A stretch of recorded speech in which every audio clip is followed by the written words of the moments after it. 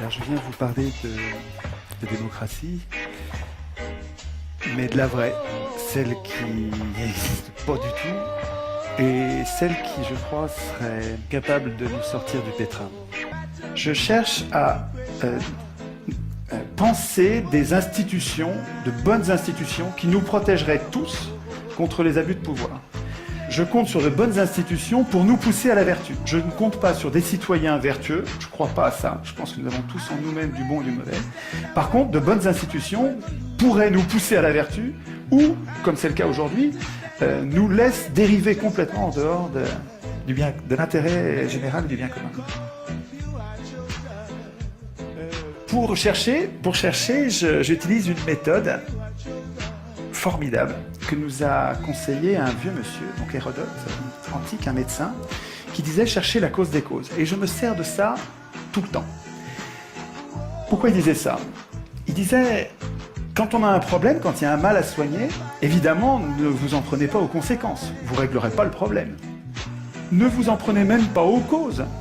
Elles sont multiples, tout est multifactoriel. C'est pas ça. Il vaut mieux chercher parmi toutes les causes. La cause, s'il y en a une, au moins une des causes déterminantes, c'est-à-dire celle qui détermine les autres causes. Donc je pars des conséquences, des injustices sociales, j'essaye de comprendre d'où elles viennent.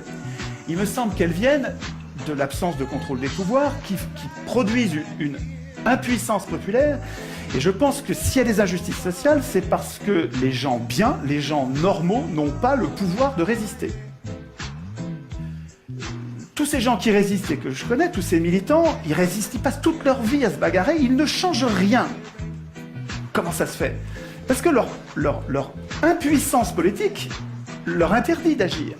Mais d'où elle vient cette impuissance politique? Je pense que cette impuissance politique vient de la Constitution. Je pense que cette impuissance politique vient de la Constitution. Je pense que cette impuissance politique vient de la Constitution. Du texte qui fait que les élus ne sont pas révocables, ils n'ont pas de compte à rendre, on ne peut pas choisir nos candidats, on n'a pas de référendum d'initiative populaire. De notre initiative, nous ne pouvons décider de rien. Et dans la Constitution, toutes nos impuissances sont programmées, ça ne vient pas du ciel, c'est écrit quelque part. Alors, j'essaie toujours de comprendre quelle est la cause des causes, quelle est la cause de cette cause. Qu'est-ce qui fait que, partout dans le monde, toutes les constitutions programment l'impuissance des peuples? C'est pas un complot, ça peut pas être un complot, pas tout le temps et dans tous les pays, c'est pas ça, c'est autre chose. Un processus universel qui doit avoir une cause universelle. Et il me semble que ce qui fait que toutes ces constitutions sont mauvaises, qu'elles programment l'impuissance des gens, au lieu de programmer notre puissance, et au lieu de nous garantir contre les abus de pouvoir, elles programment notre impuissance, je pense que c'est parce que ceux qui écrivent la Constitution, les auteurs constituants, ceux qui écrivent la Constitution ont un intérêt personnel à pas écrire de bonnes constitutions, à pas écrire notre puissance. Et ils sont jugés partis, ce sont des professionnels de la politique. Et cette cause-là, là on est proche de la cause des causes, c'est pas leur faute, c'est pas eux qui sont des pourris, c'est nous qui les laissons écrire. Pour comprendre l'importance de cette erreur, il faut que je rappelle qu'est-ce que c'est qu'une constitution. Les peuples, nous, depuis longtemps, depuis 2500 ans, avons besoin de mettre au-dessus de nous des représentants pour produire et appliquer un droit écrit qui nous protège contre l'arbitraire des plus forts. Donc ces gens-là sont très utiles, évidemment. Ils produisent un droit dont nous avons besoin pour pacifier notre société.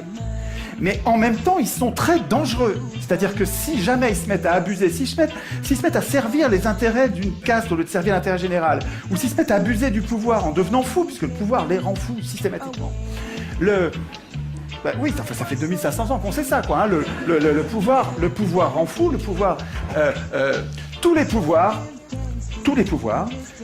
ont une tendance à abuser. Toujours, Montesquieu.